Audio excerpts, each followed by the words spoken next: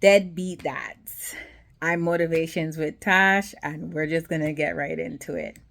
I have gotten so much of this over the past couple of weeks, so we're just going to dive into the topic. So, Deadbeat Dads. Yes, it comes up, and we have to deal with it. Not because we want to, but we have to. Now, there's a lot of good men out here, a lot of good men. So let's give credit to the good men out here. Let's give credit to the men who are doing their job at supporting in every way that they can, being the best role model that they can, mentally, emotionally, physically, financially is one thing, the best way that they can. Everybody doesn't have it abundantly, but they are trying. So let's give credit to the fathers out here that are trying their best and putting their best foot forward. That's their aim. Their aim is to make sure that the children are okay. Not just giving, don't turn around and just, I have, this is my last, because if you don't feed yourself, how are you going to feed your kids? So always make sure that you feed yourself. All right, feed yourself. Good dads out here, listen, we need you around. I'm going to get to the deadbeat dads in a minute, okay?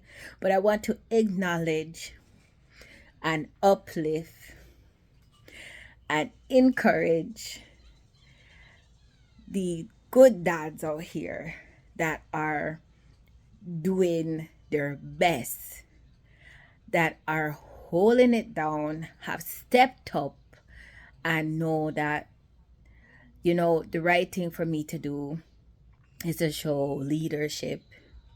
And by doing that is by taking accountability and letting my child know or my children know that when I put my best out or I do better than I was doing before, that is how they will see I'm putting out the effort for them.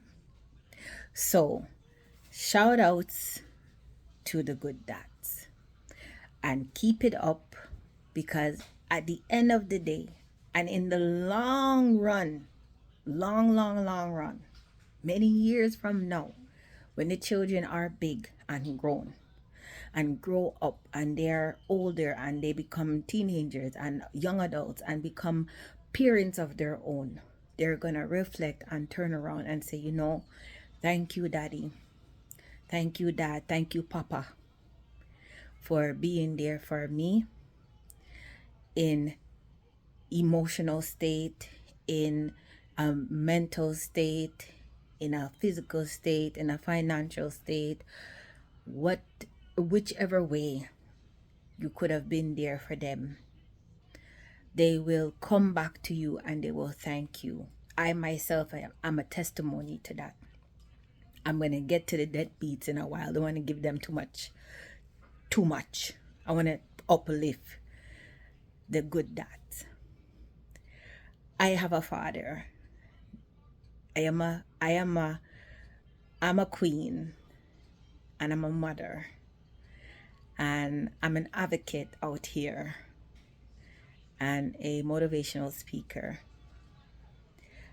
But I'm a mother first, and I have a father that has been there from I'm a young little baby up until now, being this grown woman that I am. And my father, no matter what is taking place, no matter how far I live, he's a phone call away. He's there to listen and hear. He's rough around the edges, because discipline is always important. But he's there as my father to speak with me and understand what I'm saying and acknowledge what I'm saying and reason with me as a grown woman, reason with me as his daughter, and understand where I am coming from. And up till today, we have a very good bond and relationship. And my father is not a rich man, but he's rich in his heart. So growing up as a child and coming up and being there, he made sure that we were there. We had what we needed, and that carried us up until we are grown people. So I love him for these reasons, and I couldn't ask for a better father. So I'm going to give a little bit of time to the deadbeat fathers. Deadbeat fathers start off at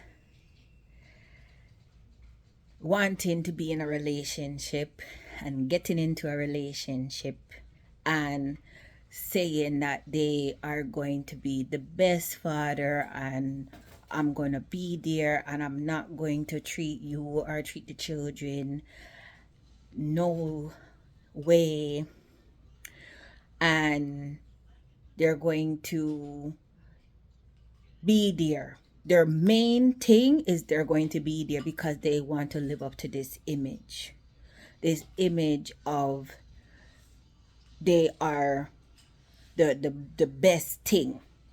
All right, that's the image, but then they fall short.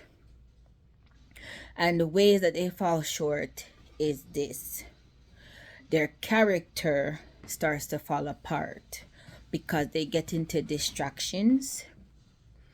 They start becoming manipulative. They start stepping out on their family, and they are not there for their children.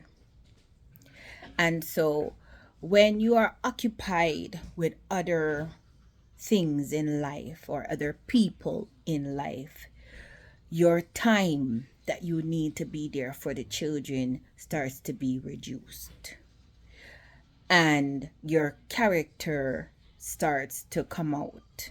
Now you have excuses.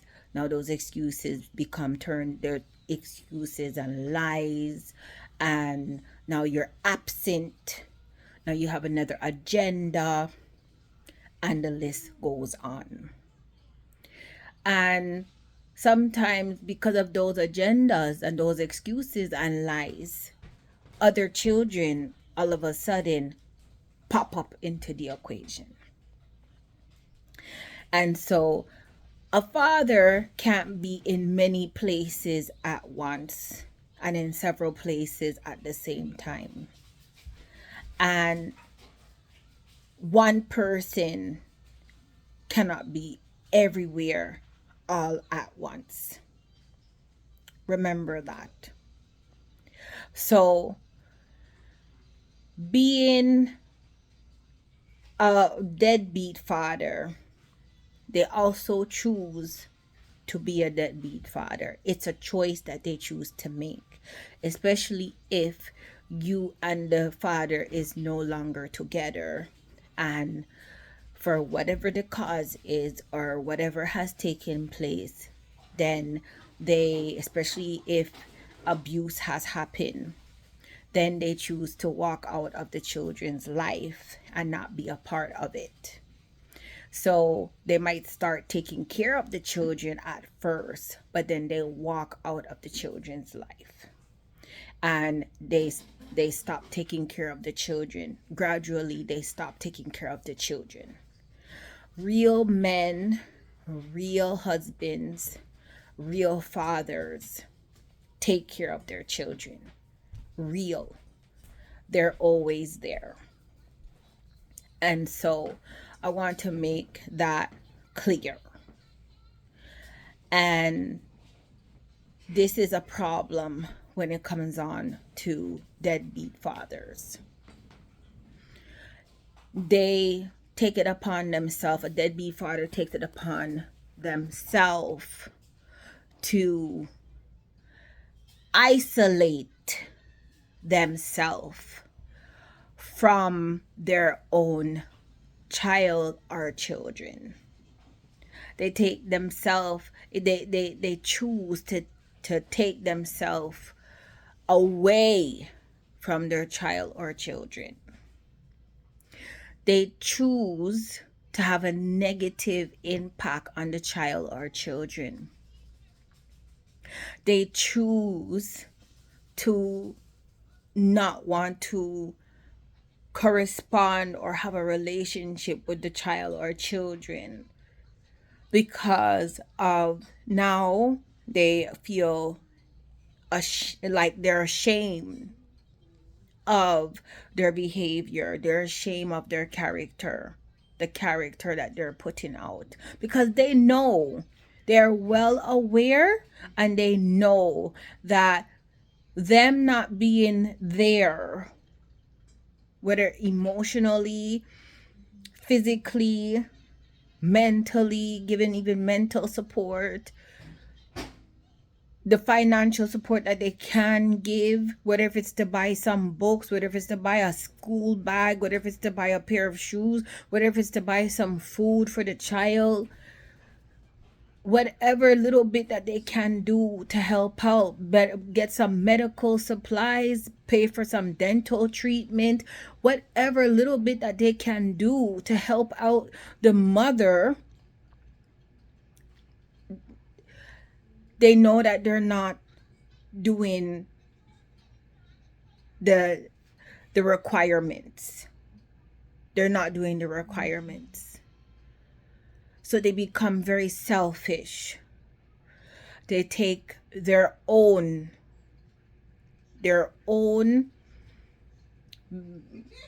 prior responsibilities and they take up their own. So what they do is they end up, as I mentioned before, they will put their own bills before the child. They will put their own, anything that has to do with themselves before the child. So what happens to the mother? The mother has bills too. Or the guardian that is taking care of the child or the children has bills too.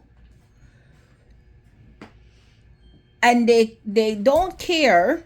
They could care less about your bills and what you have to do and what you have to take care of. Because everything is about them. And everything is about what they have to do and what they have to take care of and their bills and their them.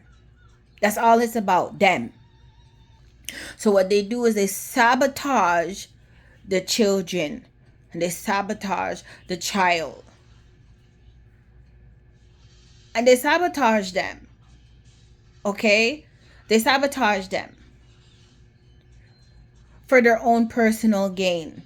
They feel like there's something that yeah, I'm doing something right here. Yep, what I'm doing is right. Absolutely not. There's nothing right what they're doing. But in their mind, there's something right that they are doing.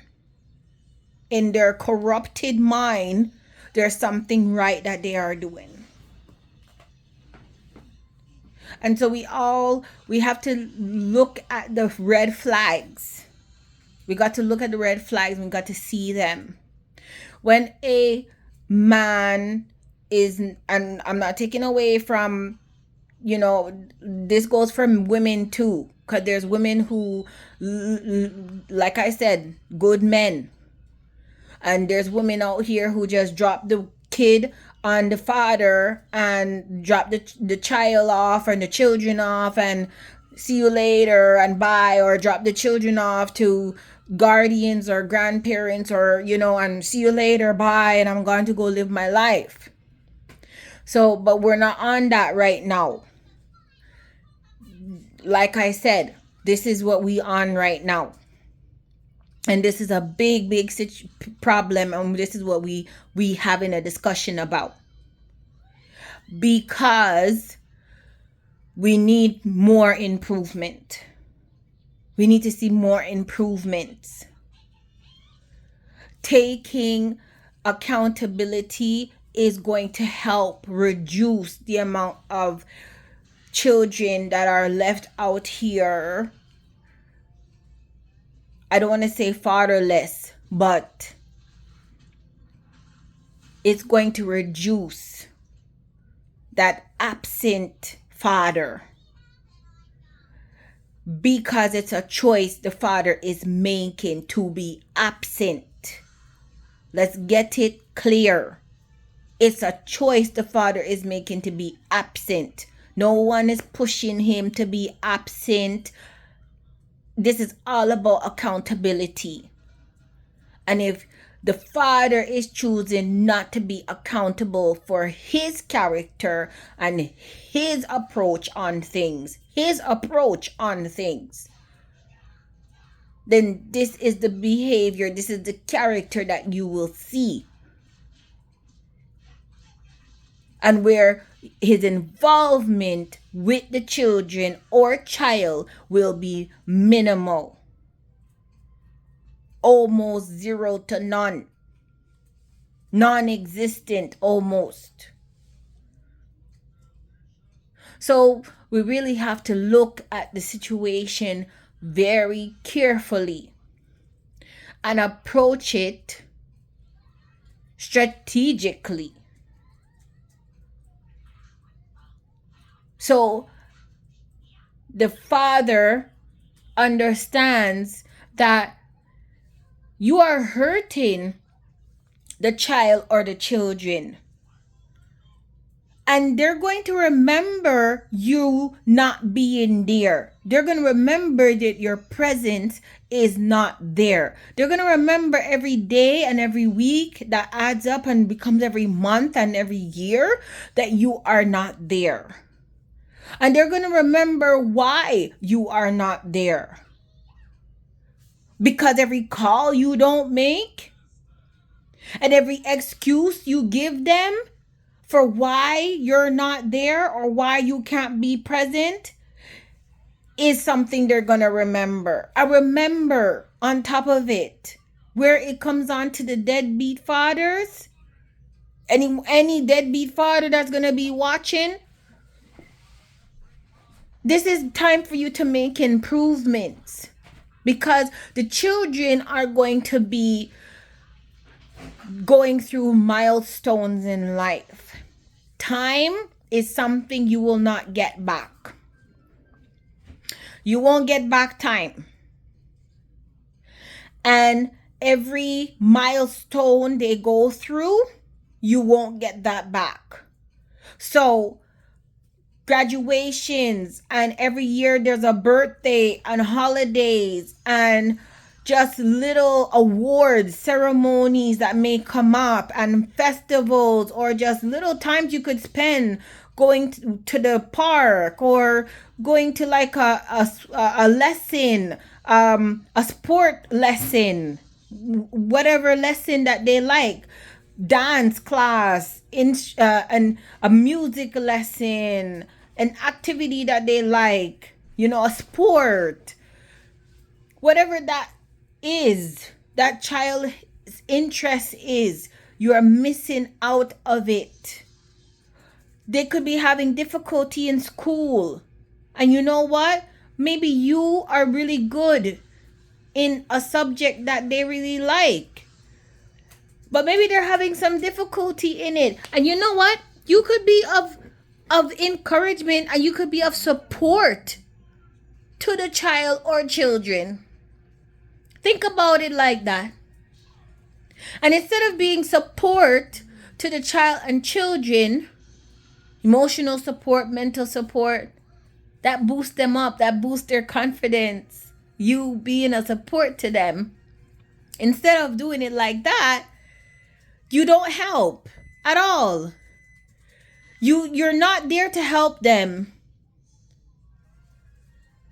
Right? So at the end of the day, sorry guys for the background noises a little bit. But once again, I'm going to continue to just get into what I'm saying. The child could use some support from you as a father. The child could use some support. You could help them in a subject. You could help them. You could help them in that science project. You could help them with that construction project. You could help them with that English homework. You could help them with that math homework. You could help them if that is your area that you're strong in, and maybe they just need a little bit of help. You could help them. But if you're not there, they might want you to help them complete a puzzle. And you could do it on the phone. Put on your video chat and you could do it on the phone and you could do a puzzle together. When you have to visit each other, you can take out, if the child loves to do paints and those things, have a whole set of paints ready to go and paint away. Just paint.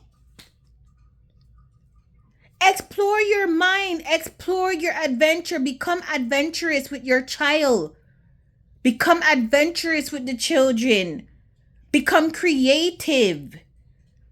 Be creative with them. They have little minds that love to explore and they love to do different things. They don't like to be bored and they don't like to have the same thing over and over again. And if you're doing something with them, change it around a little bit.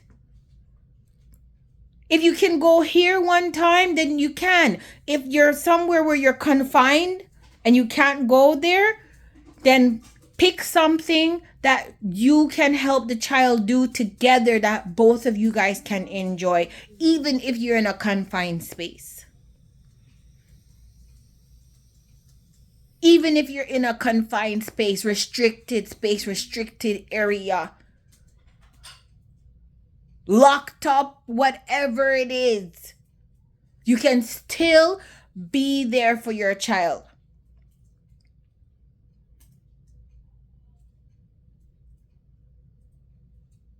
Even there's deadbeat fathers are not fathers that are not able to be there. Okay? Even fathers that are in prison, there's a lot of them that have prison privileges and they are there for their child.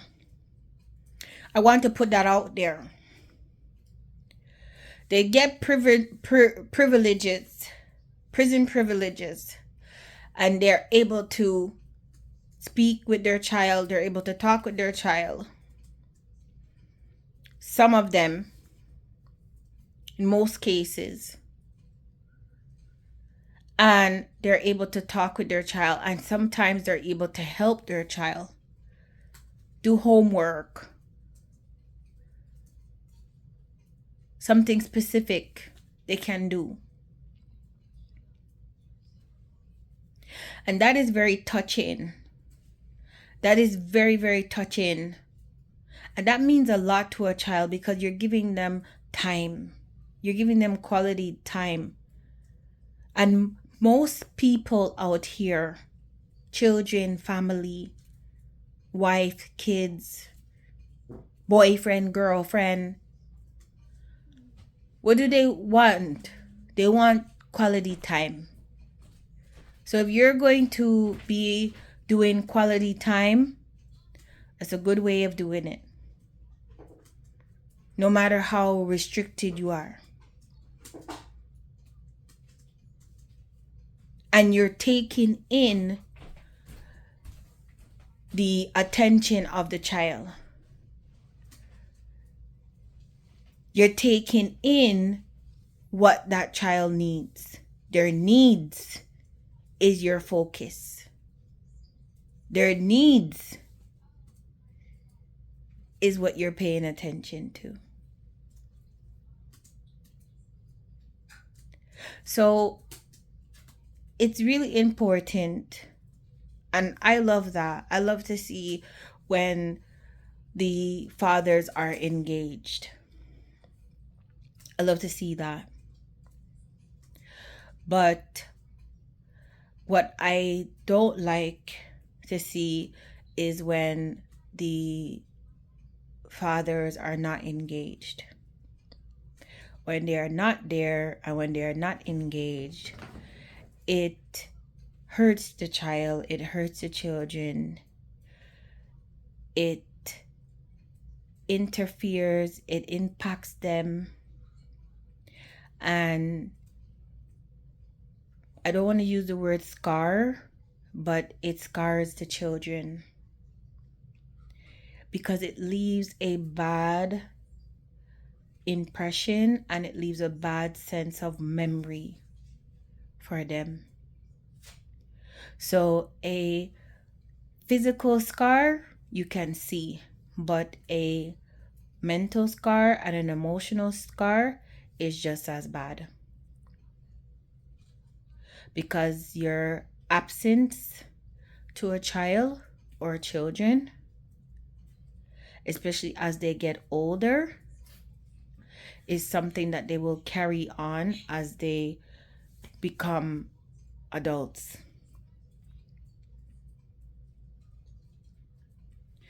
But one thing I have to say is, as a father and as a deadbeat father, you can change that. You have the chance and the time to evolve and elevate and change. There's fathers who are deadbeats who won't change, and those are fathers who have narcissistic behavior. Now, narcissistic personality disorder has to be diagnosed by a doctor, by a physician. But let's be real out here. There's a lot of men who are deadbeat fathers who are walking around here with narcissistic personality disorder. And they are paranoid. They are covert narcissists, and they demonstrate these characters.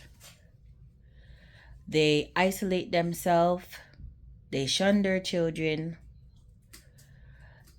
They are very selfish and self-centered. They're inconsiderate. Everything is about them.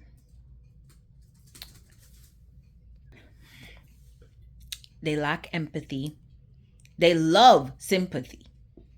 They love it.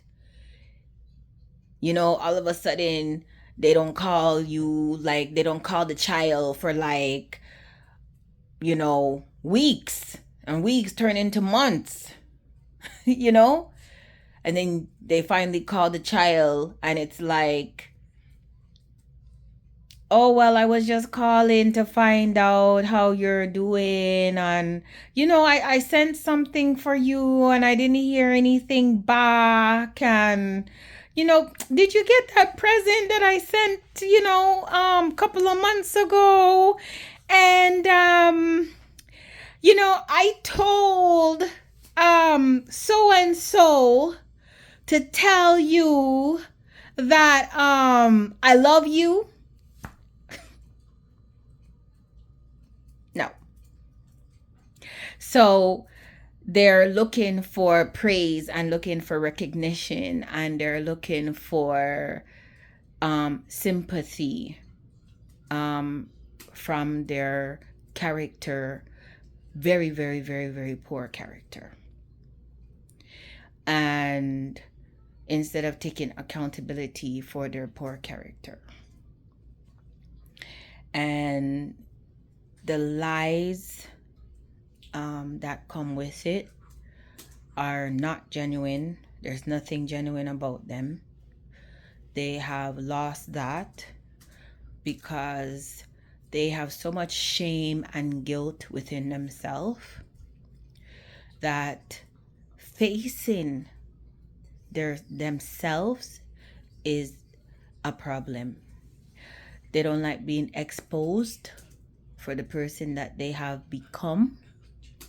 So it's a problem for them to actually get help and support in getting help to become a better person for themselves, number one. And number two, for the children that they have or child. And number three, the relationship that they had with the mother of their child can be much smoother and better. So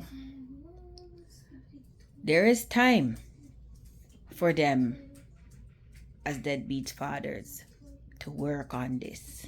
There is time, but they have to put in the work. They have to put the effort in. They have to take accountability for their actions. They have to devote that space and structure in their life to rebuild. Yes, rebuild self-esteem, self-confidence.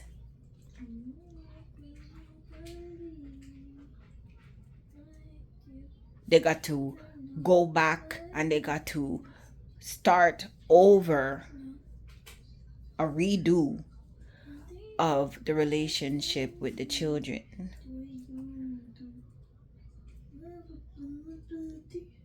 Because of the time that they're spending to not bond with the children and continue to bond with the children, they got to rebond with them.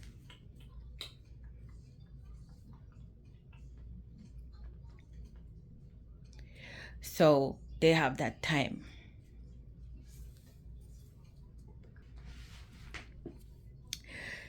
So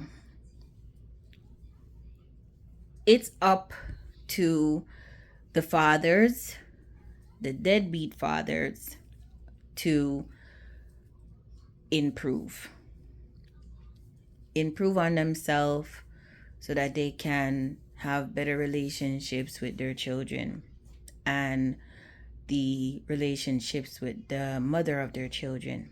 And then when the mother of their children sees that they are improving, that relationship definitely will become better. And the mother of the children, when you see that the deadbeat father is making improvement and making effort to improve, don't turn the door on him and slam the window in his face. Take it step by step. Take it slow. Give him the chance to show that he's finally stepping up and taking accountability and making those improvements. Because self-discovery and self-reflection is important, but it's not just about that. You know, self-motivation is important, but self-motivation comes with having a willingness to do better. And with a willingness to do better, that means you have noticed that there's things within you that is not going good. And so once you come to that conclusion, then you can seek support. Seek support from a counselor. Seek support from a therapist. Seek support from a life coach. A life coach. Someone outside of family, friends.